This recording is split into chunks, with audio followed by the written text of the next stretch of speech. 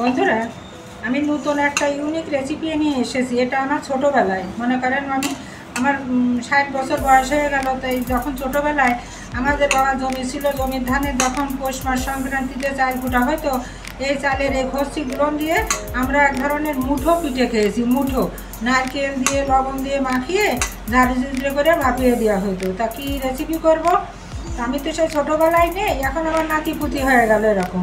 আমি এটা মুঠো করব, কিন্তু এটা আমি তাল মুঠো করব, তালের গোলা দিয়ে করব। তা আপনাদের মাদার্স কিচেনে সুস্বাগতম।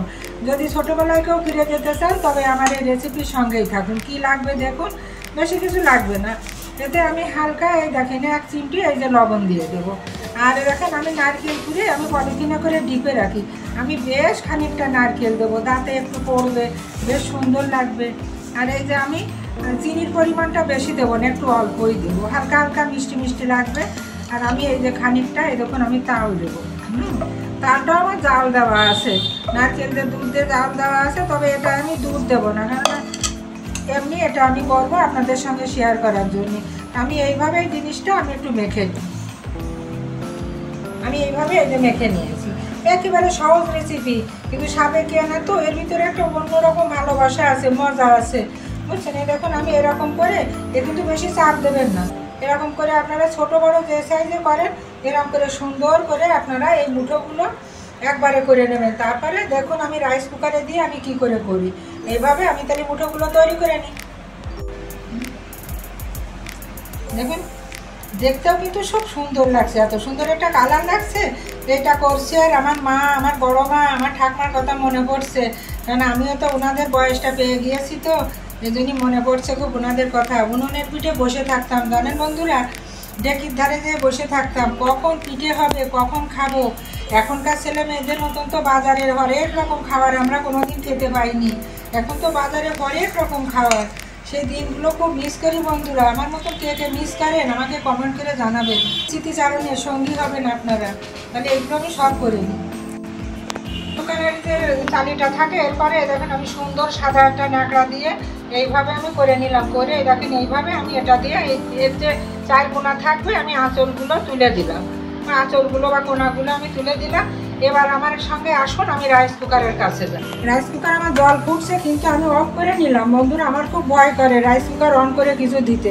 আমি এই দেখেন এই চালগুলো আবার ছেড়ে দেবো, আমার একসঙ্গে দুটো হবে। এদিকে আমার ভাতটাও ফুটে উঠবে, এদিকে হচ্ছে আমার পিঠেটা আমার তৈরি হয়ে যাবে। আপনারা দেখতে থাকুন। আমরা তো মেয়ে লোক, আমাদের নানান কৌশল অবলম্বন করতে হয়। কারেন্ট বিল যখন আসে তখন আমাদের মাথা ঘুরে যায়।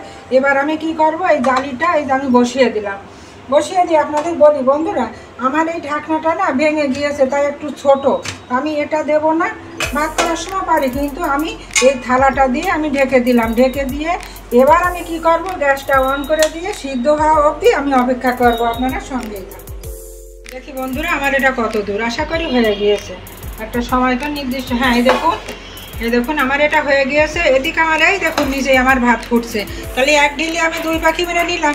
এবার আমি এগুলো নিচে নামিয়ে তাহলে পরিবেশনের জন্য তৈরি করতে থাকি। আসুন আমার এই দেখুন, এই দেখো কত সুন্দর যে কালারটা লাগছে। হ্যাঁ,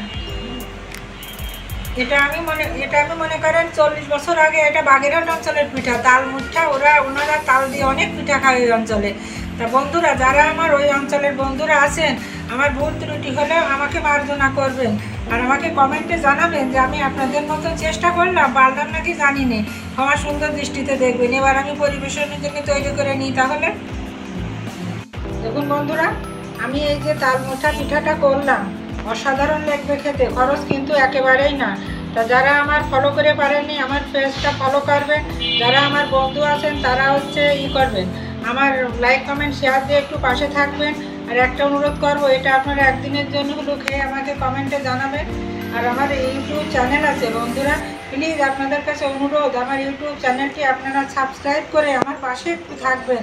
আর এইভাবে আপনারা সাবেকি আনা রেসিপিগুলো আর কি কি দেখতে চান আমাকে জানাবেন। আর রেসিপিগুলো আপনারা অবশ্যই তৈরি করে খাবেন, কারণ এগুলো ভুলে গেলে আমরা অতীত ভুলে গেলে বর্তমানে এগোতে পারবো না।